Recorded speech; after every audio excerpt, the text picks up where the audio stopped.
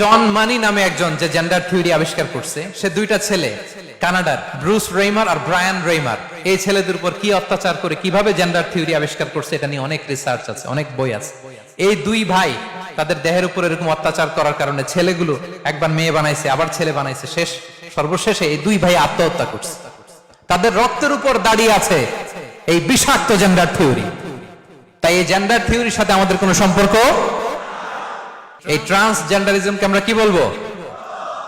আওয়াজ করে বলেন নো। সর্বশেষ কথা, আমাদের করণীয় কি? এক নাম্বার করণীয়, সচেতনতা বাড়াতে হবে। এই যে শরীফ থেকে শরীফা যখন আসছে, আমরা প্রতিবাদ করছি না? প্রতিবাদ করতে হবে। দুই নাম্বার, সন্তানকে নৈতিক শিক্ষায় শিক্ষিত করে তুলতে হবে। প্রিয় ভাই এবং বোনেরা, নৈতিক শিক্ষা, মানবিক শিক্ষা, নৈতিকতা, মূল্যবোধ শিখাইতে হবে।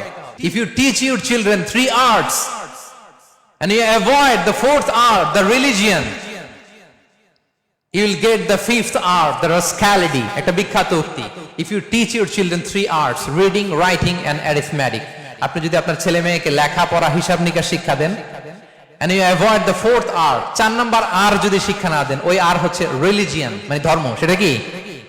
ধর্ম, নৈতিকতা, মূল্যবোধ যদি শিক্ষা না দেন, তাহলে বাই ডিফল্ট পঞ্চম আর আপনার ঘাড়ে চেপে বসবে, সেটা হচ্ছে দ্য রাস্ক্যালিটি, সেটাই হচ্ছে বর্বরতা। একটা নষ্ট ভ্রষ্ট প্রজন্ম আমাদের ঘাড়ে চেপে বসবে। আমরা কি এই প্রজন্ম চাই? তাহলে আমরা আমাদের সন্তানদেরকে যেন নৈতিক শিক্ষায় শিক্ষিত করে তুলি। 3 নাম্বার, বেশি বেশি তারবিয়া প্রোগ্রাম চালু করতে হবে। সন্তানদেরকে তারবিয়া প্রোগ্রামে নিতে হবে। নতুন কিছু তারবিয়া প্রোগ্রামের অ্যানাউন্সমেন্ট আসবে, আমরা জানাবো আপনাদেরকে।